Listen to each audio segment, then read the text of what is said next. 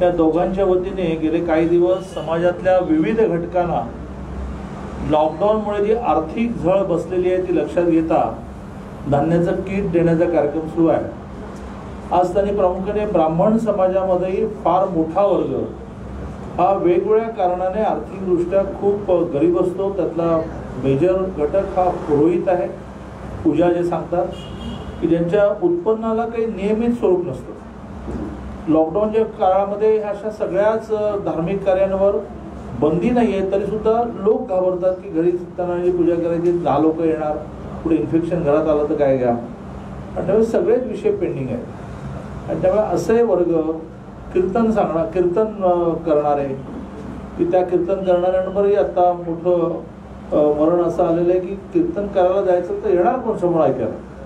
तर अशा काही ब्राह्मण समाजातल्या घटकांना एक हात मदतीचा ह्या नावाने एक धान्याचं किट देण्याचा कार्यक्रम झाला। काही मान्यवर ब्राह्मण समाजातल्या नेत्यांचा सत्कार झाला। मी संदीप खर्डेकरांचं खूप मनापासून अभिनंदन करेन की त्यांनी एक समाजातला घटक शोधून काही मदत करणं सुरू केलं आहे। ब्राह्मण समाजाची आणि प्रामुख्याने आरक्षण नसणाऱ्या घटकांची एक मोठी डिमांड अशी होती, विशेषतः मराठा आरक्षण ज्यावेळेला देवेंद्रजी फडणवीस सरकारने दिलं त्यावेळेला, किंवा आता प्रामुख्याने ब्राह्मण समाजात उरला, काही प्रमाणामध्ये जैन, मारवाडी, गुजराती की ज्यांना खरं म्हणजे असं सवलतींची आवश्यकता नसते पण तो उरला। तर अशांसाठी एखादं महामंडळ तुम्ही करा। आणि मग देवेंद्रजींनी प्रामुख्याने ब्राह्मण समाज डोळ्यासमोर ठेवून पण आरक्षण मिळत नाही असे सगळे अशांसाठी एक अमृत नावाच्या महामंडळाची रचना केली। सगळी फाईल तयार झाली, कॅबिनेटमध्ये अप्रूव्ह झालं की GR निघाला, तेवढ्याच आचारसंहिता लागली आणि ते पेंडिंग राहिलं। ते 18 महिन्यामध्ये कोविडमुळे असेल किंवा अशा प्रकारची सामाजिक दृष्टी दूरदृष्टी नसल्यामुळे असेल, असे सगळेच विषय पेंडिंग आहेत। सारथीची वाट लागलेली आहे, अण्णासाहेब पाटील महामंडळाचा बोऱ्या वाजलेला आहे, तर हे तर जन्माला द्यायचं होतं, त्यामुळे हे पडून आहे। मलाच त्याने निवेदन दिलं, मी उद्धवजींना त्यासाठी लगेच पत्र लिहिलं आहे, त्याची कॉपी तुम्हाला देईन। साधारण 1.5 वर्षातला माझा अनुभव आहे की उद्धवजींना लिहिलेल्या पत्राचं हो नाही करणार आहे नाही करणार असं काही उत्तरच देत नाही। कोविडमध्ये ते जास्त अडकले तसंही असेल, पण मी आज लगेचच ब्राह्मण समाजाच्या निवेदनाला प्रतिसाद म्हणून उद्धवजींना मेल करतो आहे आणि याचा अमृत महामंडळ आणि सुरुवातीला 1000 कोटी रुपये तरी त्या महामंडळात देण्यासाठी मी पाठपुरावा करणार आहे। मी यांना विनंती केली आहे की तुम्ही एक प्रायव्हेट ट्रस्टी करा ज्याच्यामध्ये खूप पैसे आपण गोळा करू आणि ब्राह्मण समाजातल्या आणि विशेष पुन्हा एकदा आरक्षण नसणाऱ्या समाजातल्या मुलींच्या शिक्षणासाठी आणि मुलींनी खेळामध्ये पुढे जावं, जो खेळ हा कॉस्टली झाला आहे, यासाठी आपण त्या ट्रस्टमधून मदत केली पाहिजे असंही मी त्याला आवाहन केलं।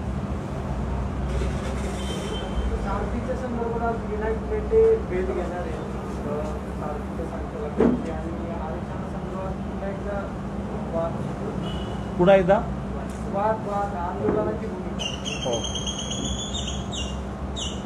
ज्यावेळेला मराठा समाजाला आरक्षण द्यायला वेळ लागत होता त्यावेळेला देवेंद्रजी फडणवीसांनी काही उपाययोजना अशा केल्या की ज्यामुळे मराठा समाजाला आरक्षण न मिळाल्यामुळे जो त्रास होतो, ज्या अडचणी निर्माण होतात त्याच्यावर काही राहत मिळेल, त्याच्यावर काही मलमपट्टी होईल।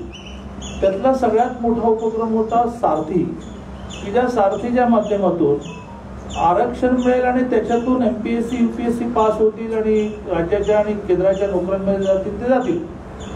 तोपर्यंत त्यांना MPSC UPSCच्या क्लासेससाठी स्कॉलरशिप देणं, अनेक जण विदेशात जाणारे असतात त्यांना स्कॉलरशिप मिळत नाही, त्यांना फेलोशिप मिळवून देणं, समाजामध्ये अनेक प्रकारच्या सवलती सरकारच्या पोहोचवणं अशी ती सारथीची कल्पना होती।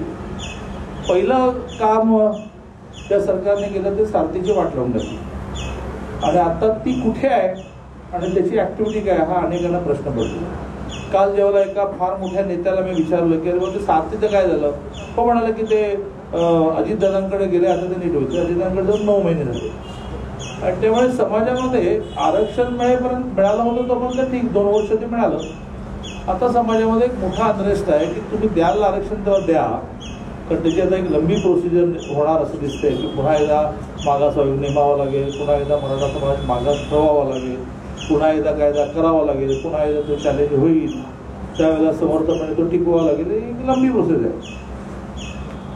ती होईपर्यंत या सगळ्या सवलती द्या ना बाबा पुन्हा आम्हाला, अशातून आज विनायकराव मेटे ठीक आहे, परंतु सगळ्यांनीच सुरू केलं की बाबा हे तुम्ही आता करा, रिझर्वेशन करायला जाऊ, लोकांना सवलती द्या.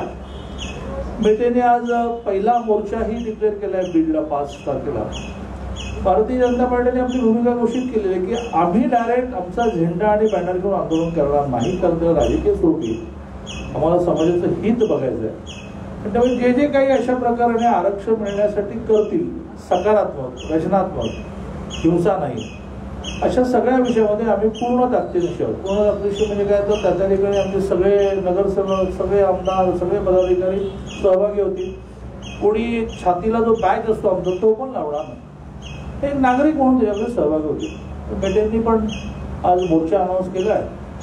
आम्ही तिथल्या जिल्ह्यातल्या कार्यकर्त्यांशी बोलतो आणि सगळेजण त्यात सहभागी होतील यात मला शंका आहे. मेटे मोर्चा काढणार आहेत, पण जे खासदार संभाजीराजे आहेत त्यांनी आत्ताच्या वेळी मोर्चा काढला जाऊ नये असं मत व्यक्त केलं. या देशातली लोकशाही ही इतकी सुदृढ आहे आणि त्याच्यामध्ये प्रत्येकाला काय म्हणायचं आणि काय करायचा अधिकार आहे. छत्रपती संभाजीराजे तर शाहू महाराजांचे वंशज आहे, त्यामुळे त्याने त्यांचं मत मांडलं, मेटेंनी त्यांचं मत मांडलं. संभाजीराजे असे म्हणाले की मोदींची त्यांनी भेट घेण्याचा प्रयत्न केला, पण अनेक वेळा प्रयत्न करूनही त्यांना भेट मिळाली. संभाजीराजांची वेगवेगळ्या विषयांवर ज्यावेळेला भेट मागितली असेल त्यावेळेला ती नक्की मिळाली असेल. मोदींचं याचं म्हणणं असं आहे की हा विषयच माझा नाही, हा विषय राज्यांच्या सूचीमध्ये आहे, तर माझी भेट येऊन काय उपयोग आहे. आणि त्यामुळे चहा प्यायला यायचं आहे का, अन्य काही वादळ नुकसान असा काही विषय आहे का. मराठा आरक्षणाच्या विषयामध्ये केंद्राचा रोल कुठे होता तो ते प्ले करतायत की 102व्या घटना दुरुस्तीनंतर सुद्धा राज्याचा अधिकार आहे ते एकदा न्यायालयाला समजावून सांगण्याची भूमिका केंद्राने मान्यच केली ना. केसमध्ये प्रभावीपणे भूमिका मांडली आणि तरी सुद्धा न्यायालयाने 3-2 निर्णय दिल्यामुळे आता रिव्ह्यू दाखल केला. हे अजून चर्चाच करतात. रिव्ह्यू दाखल केला. रिव्ह्यूमध्ये अतिशय प्रभावीपणे केंद्र सरकार भूमिका मांडणार. पण 50% अभाव आणि जात मागास हे सगळे विषय जे आहेत ते राज्याकडे सोपवलेले आहेत. त्याच्यामुळे संभाजीराजेने मराठा आरक्षण विषयामध्ये मोदींना भेटून काय होणार, पण माहीत नाही आता या कोविडच्या काळामध्ये त्यांनी नाही म्हटलं असेल. त्यामुळे संभाजीराजेंनी काय म्हटलं हा विषय काही माझा नाही. माझं म्हणणं असं आहे की संभाजीराजे असू देत, विनायकराव मेटे असू देत, राजेंद्र कोंडरे असू देत, इथं विनोद पाटील असू देत, कुठल्या ना कुठल्या नावाने आंदोलन करणार असतील तर मराठा समाजाच्या हितासाठी आम्ही त्याच्यामध्ये विदाऊट बॅनर, विदाऊट झेंडा, विदाऊट बॅच नागरिक म्हणून सहभागी होऊ. 12वीच्या 10वीच्या परीक्षांबद्दल आपली भूमिका काय पक्षाची? आपल्याला आठवत असेल तर गेल्या वर्षी लास्ट इयरच्या एक्झामचाही विषय असा झाला आणि आम्ही ठाम होतो की अलीकडच्या परीक्षांच्या बाबतीत काही मुद्दा नाही, फर्स्ट इयर, सेकंड इयर. पण लास्ट इयरची परीक्षा अशी असते की त्याच्यातून पुढचे ऑप्शन्स ठरतात, पुढचे ॲडमिशन्स ठरतात, पुढच्या नोकऱ्या ठरतात. अशा वेळेला त्या नोकरी देणाऱ्याने कशाच्या आधारे नोकरी द्यायची, ॲडमिशन देणाऱ्याने कशाच्या आधारे ॲडमिशन द्यायची आणि थातूरमातूर का होईल फॉर्मॅट ठरवा, पण त्याच्या बुद्धिमत्तेची टेस्ट लागण्याची आणि बुद्धिमत्तेची स्पर्धा होण्याची इव्हेंट करायलाच लागेल. म्हणजे ह्यांना बुद्धिमत्ता जास्त आहे की मला जास्त आहे हे ठरल्याशिवाय ह्यांना नोकरी मिळणार की मला नोकरी मिळणार कसं करावं. परीक्षा दोन्ही व्हायला आणि त्यामुळे त्या कोविडचा विचार करून वेगवेगळ्या फॉर्मॅटमध्ये 10वी 12वीच्या आणि लास्ट इयर 11वीबद्दल कोणाचं काय म्हणणं, 9वीबद्दल कोणाचं काय म्हणणं, फर्स्ट इयर सेकंड इयर कोणाचं म्हणणं व्हायला पाहिजे. पण आता या सरकारने हे ठरवलं की हम करे सो काय, आम्ही विरोधकांना बोलवणार नाही, आम्ही विचारवंतांना बोलवणार नाही, आम्ही पालकांना बोलवणार नाही, आम्हाला जे पाहिजे ते आम्ही करणार आणि त्यावर कोण काय करते तेही पाहतोय.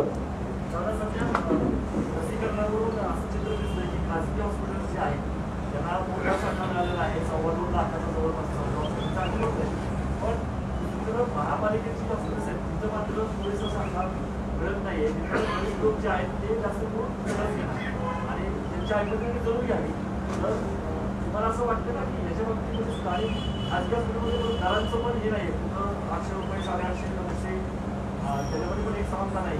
तर याच्यावर काय करावं? माझी तुम्हाला पत्रकारांना विनंती आहे की विशेषतः असे सेन्सिटिव्ह विषयामध्ये खूप तुम्ही खोलात जाऊन माहिती गोळा केली पाहिजे आणि तसं समाजाला मार्गदर्शन केलं पाहिजे. एक अर्ध्या मिनिटामध्ये मी यातलं वस्तुस्थिती मांडतो की ज्या वेळेला सिरम काय किंवा रेड्डींची हैदराबादची लस काय याचा शोध लागला, त्यावेळेला ह्या लशी हे वॅक्सिन कशा पद्धतीने मार्केटमध्ये आणायचं याचं एक ॲग्रीमेंट झालं. त्या ॲग्रीमेंटमध्ये सरकारला कमी भावात द्यायच्या, म्हणजे केंद्र सरकारला त्यांनी माझ्या बाजूला 100 का 150ला दिली, राज्यांना त्यांनी 400 म्हटली होतं 300 केली. यातून होणारा लॉस भरून काढण्यासाठी, कारण ती 100ची नाही आहे, लॉस भरून काढण्यासाठी 25% एक्सपोर्ट आणि 25% कमर्शियल सेल यांना ॲग्रीमेंटमध्ये परवानगी मिळाली. म्हणजे मग त्यांनी सरकारला कमी भावात देण्याचा लॉस इकडे भरून काढायचा. पॅन्डेमिकमध्ये काही करता येतं तसं गव्हर्नमेंटने निर्णय केला की तुम्हाला 25% एक्सपोर्टला आम्ही परवानगी देणार. त्यावेळेला ह्या कंपन्यांनी असं म्हटलं तर 25% कमर्शियल सेललाही जर तुम्ही परवानगी देणार नसाल तर मग आम्हाला अनुदान द्या, तर आम्हाला हे चालवता येणार नाही. आणि त्यामुळे केंद्र सरकारने त्यांना 25% एक्सपोर्टला बंदी केली, पण 25% कमर्शियल सेलला परवानगी दिली. 75% गव्हर्नमेंटच्या थ्रू येणार. आता ह्या ज्या 25% कमर्शियल सेलच्या आहेत त्या वेगवेगळ्या हॉस्पिटलमध्ये आल्या, त्या BJPच्या कार्यालयात नाही आल्या, राष्ट्रवादीच्या कार्यालयात नाही आल्या, येणारच नाही. कारण त्यालाही एक सिस्टीम आहे. त्या हॉस्पिटलची यादीसुद्धा दिल्लीपर्यंत अप्रूव्ह करून घ्यायला लागेल, क्वांटिटी अप्रूव्ह करून घ्यायला लागेल, रेट्स अप्रूव्ह करून घ्यायला लागेल आणि ती त्यांच्या कॅम्पसमध्ये दिली जाते ना याची खात्री करायला लागेल. आणि तेव्हा हा 25% कमर्शियल सेल आहे की तो दिनानाथला मिळाला, तो संजीवनला मिळाला. शहरातले 172 हॉस्पिटल एलिजिबल झालेले, त्यांच्याकडे पैसे असतील तर ते भरणा करतील, कारण भरणा आधी करायला लागेल आणि फेज वाईज मिळेल. आता त्याचा रेट काय ठरला, आता 630 रुपये हा परचेस रेट ठरला. त्याच्यावर 900 पर्यंत लोडिंगला परवानगी मिळाली. लोडिंगचा तर प्रॉफिट शब्द चुकीचा आहे, पण ॲडमिनिस्ट्रेटिव्ह एक्सपेंडिचर 900च्या वर जाणार कारवाई होईल. तर तोच मुद्दा शेवटी. त्यामुळे 900 आउटर लिमिट आहे. काही जणांनी सामाजिक भूमिकेतून 800 ठरवलंय, काही जणांनी असं ठरवलंय की आपल्या लशीमधल्या काही लशी मोफत द्यायच्या, त्यासाठी ते पैसे गोळा करतात. ते मला दिनानाथचं उदाहरण माहिती आहे की त्याने ठरवलेलं आहे की रोज काही एक पोर्शन हा फ्रीज देणार रिक्षावाले वगैरे. आता मुद्दा असा आहे की महानगरपालिकेला मिळत नाही, तर त्यामुळे हा जो 75% कोटा जसा जसा केंद्राला मिळतो तसा तसा तो राज्याला डिस्ट्रीब्यूट होतो. राज्य ते त्याप्रमाणे खाली डिस्ट्रीब्यूट करतं आणि त्यामुळे थोडं प्रोडक्शन कमी असेल ते वाढेल. तसं कालच मला अतिशय अधिकृतपणे चर्चेतून असं कळलं की करता करता सप्टेंबर असा उजाडणार आहे की ते एका महिन्यामध्ये 45 कोटी लशी निर्माण होतील आणि तो गेम चेंजर ठरेल. तोपर्यंत कमी म्हणजे जे मार्केटमध्ये होतं, मला सांगा की एक काळ गहू सुद्धा आम्ही सुद्धा रांग लावून रेशनवर घ्यायचो. आता काय रेशनला लाईन लावतो का नाही लावतो, ॲम्पल झाला. तशी स्टेज यायला वेळ लागेपर्यंत प्रायव्हेट हॉस्पिटलला आम्ही भारतीय जनता पार्टीमधून विनंती करणार आहोत की आम्ही ज्यांचे पैसे भरू, ज्याला आम्ही नाव दिलंय वंचित, रिक्षावाले, भाजीवाले, हमाल, अशा फेरीवाले, अशांच्या विधानसभा मतदारसंघातल्या आमदारांना आणि पदाधिकाऱ्यांना आम्ही म्हटलंय की तुमच्या विधानसभा मतदारसंघातलं 1 किंवा 2 हॉस्पिटल असे शोधा की जिथे तुम्ही 1000-2000चे पैसे भरले पाहिजे आणि आपल्या कार्यालयातून टोकन दिलं पाहिजे की हा रिक्षावाला फ्री येणार. आणि त्यामुळे महानगरपालिकेकडे सुद्धा पुरवठा होईल, त्यावेळेला तो मोफत मिळेल. आता 2 प्रश्न आहेत. एक तर महापालिका लस घेण्यासाठी प्रयत्न करते अशी माहिती आहे, त्यासाठी केंद्राकडून अजून मंजुरी हा एक भाग. दुसरा भाग, सिरमचे जे डायरेक्टर परवाच्या एका वेबिनारमध्ये म्हटले की आज सिरमने ते जाधवांचं म्हणणं रिजेक्ट केलं. आज पण जाधव तज्ञ म्हणून ज्यावेळेस बोलतात, जाधव वेगळे करा तुम्ही सिरमपासून, जाधव ज्यावेळेस तज्ञ म्हणून, मला वाटतं जाधवांना प्रश्न विचारलेला बरा राहील.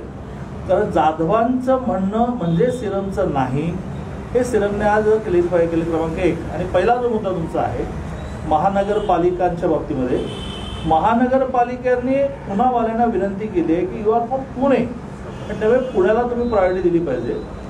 यावर त्याने महानगरपालिकेने पुनावाल्यांना आणि पुनावाल्यांनी अशा प्रकारची विनंती आली आहे आणि मलाही पुणेकर म्हणून असं करावंसं वाटतंय, तुम्ही परवानगी देणार का असं पत्र लिहिलं आहे हर्षवर्धनजींना पण आणि मोदीजींना पण. त्याचं काय उत्तर बघूया. पण साधारणतः असं होण्यातल्या अडचणी असं मला वाटतं. हे डिस्क्रिमिनेशन आहे. म्हणजे आणि जरी खरंच म्हणजे त्यातल्या त्यात पुणावाल्यांना काय परवानगी मिळेल की हा कमर्शियल सेल जो आहे तो तुम्ही पुण्यातल्या हॉस्पिटलला जास्त द्या, युअर पार्ट. पण बाकीचा 75% हा केंद्र सरकारच राज्यांची आवश्यकता पोट डिस्ट्रीब्यूट करणं असं माझं मत आहे. पण महानगरपालिका पुणावाल्यांकडे आणि दोघे म्हणून केंद्राकडे प्रयत्न करा. चालेल. तुम्हाला व्हायचं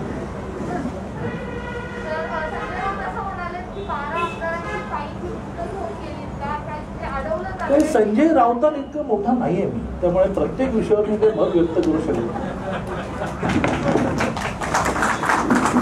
धन्यवाद दादा. आणि आपला कार्यक्रम असाच सुरू राहणार आहे.